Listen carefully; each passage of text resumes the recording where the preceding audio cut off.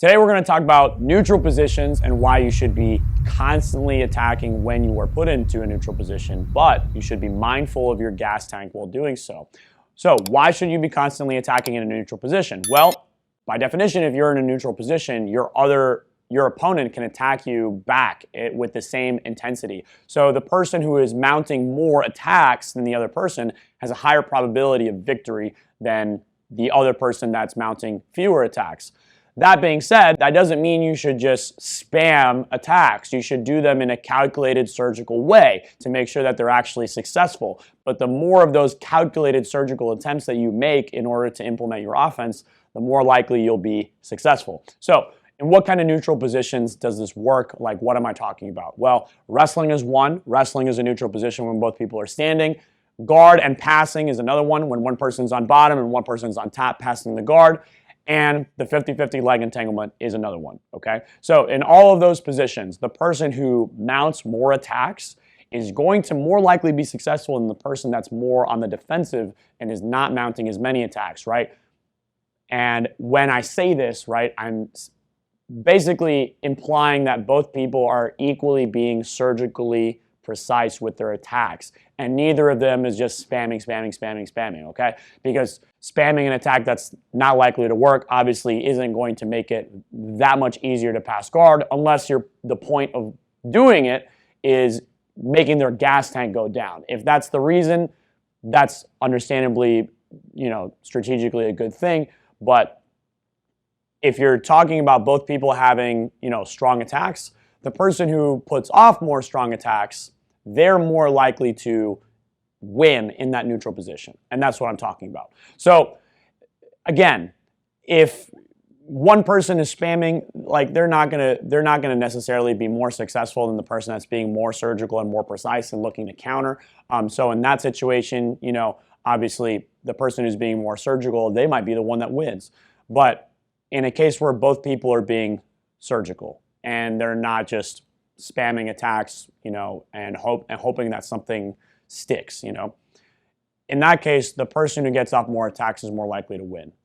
This is especially true in 50-50 and with guard and guard passing. Okay, in wrestling, there are a lot more people that are counter punchers, and they wait for people to attack and then they counter and win that way. But in 50-50, for instance, if I'm purely on the defensive, if I'm constantly just defending my legs, well, I'm not getting offense off, okay? I need to do both. I need to be constantly attacking while defending my legs. Same thing in guard and guard passing, okay? If I'm constantly focused on retaining my guard, and I'm constantly retaining my guard, but I'm not getting any offense off, well, I'm probably getting more tired than the other person, and I'm not likely to succeed because I'm not getting any attacks off, okay? Likewise, if I'm passing and I'm constantly worried about the forward progress and attacks from the person on bottom, although it's more rare for that to happen because you have more mobility while you're standing, well, then I'm probably not going to pass their guard. They're probably going to eventually sweep or submit me, okay? So these are the things you need to keep in mind, and obviously you need to be mindful of your gas tank while you're doing this. You don't want to exhaust yourself faster than you're exhausting your opponent when you're initiating these kinds of attacks, okay?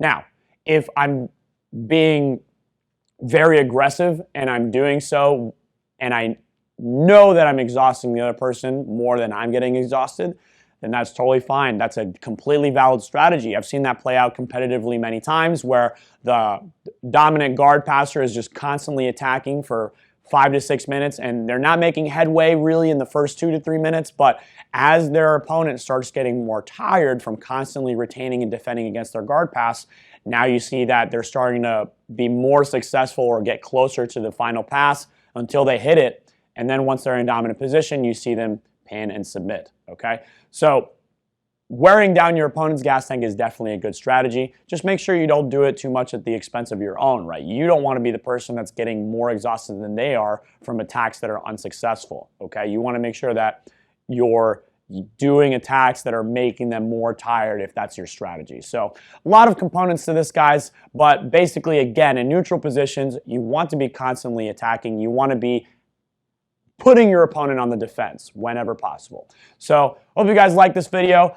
Make sure you share it. Is there someone out there in your jiu-jitsu school that is really hyper defensive in these neutral positions? Well, share this video with them. Let them know that they need to be a little bit more aggressive and put a little bit more offense out there in their roles. Make sure you like the video, smash that thumbs up button, subscribe to the channel if you're new, and click that notification bell, guys. That way you guys get notified every time we have new content out there.